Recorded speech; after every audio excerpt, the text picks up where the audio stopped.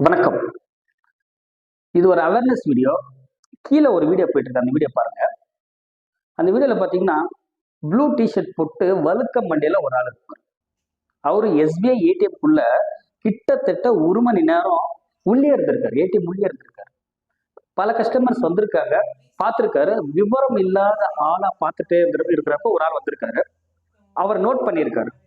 Note பண்ணிட்டு அவர் ATM உள்ள விடுறப்ப திசை திருப்பி இவரு அந்த கார்டை எடுத்து ஒரு ஒயிட் பேப்பர் வச்சிருப்பாரு கையில. அந்த ஒயிட் பேப்பர்ல பாத்தீங்கன்னா தன் எடுத்த கார்டை வச்சுட்டு இவருடைய கார்டை கொடுத்துட்டு பார்த்துட்டே இருந்து அப்படியே என்ன பண்றாருன்னா நைஸா நழுவிடுறாரு. போய் வேற ஒரு பேக்ல 24,000 ரூபாய் எடுத்திருக்காரு. இவருக்கு மெசேஜ் வந்ததுக்கு அப்புறம் தான் தெரியும் 24,000 ரூபாய் இவருடைய பேங்க் அக்கௌண்ட்ல இருந்து கட் ஆயிருக்கு. புரியுதுங்களா? அதனால நம்ம என்ன பண்ணணும்னா முடிஞ்ச அளவுக்கு ஏடிஎம் குள்ள இருக்கிறப்ப ஒரு ஆள் தான் இருக்கணும் உள்ள. அப்படி நமக்கு தெரியலன்னா வீட்டுல இருந்தே ஒரு ஆளை கூட்டிட்டு போங்க. ஏடிஎம்ல பணம் எடுக்க இல்லையா, அந்த இடத்துல நம்பிக்கையான ஆளை பார்த்து கூப்பிட்டு எடுத்து கொடுக்க சொல்லுங்க.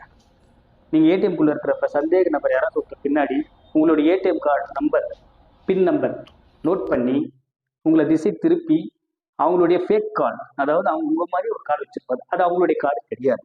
அது வேற ஒரு இடத்துல இருந்து திருடி இருப்பாங்க. அந்த கார்டை உங்ககிட்ட கொடுத்துட்டு அவங்க தன்னுடைய உங்க கார்டை அவங்க எடுத்துட்டு போயிடுவாங்க. எடுத்துட்டு போறதுக்கு அப்புறம் நீங்க பணத்தை இழந்து ரொம்ப கஷ்டம். முடிஞ்ச அளவுக்கு நீங்க அவேர்னஸா இருங்க. நன்றி.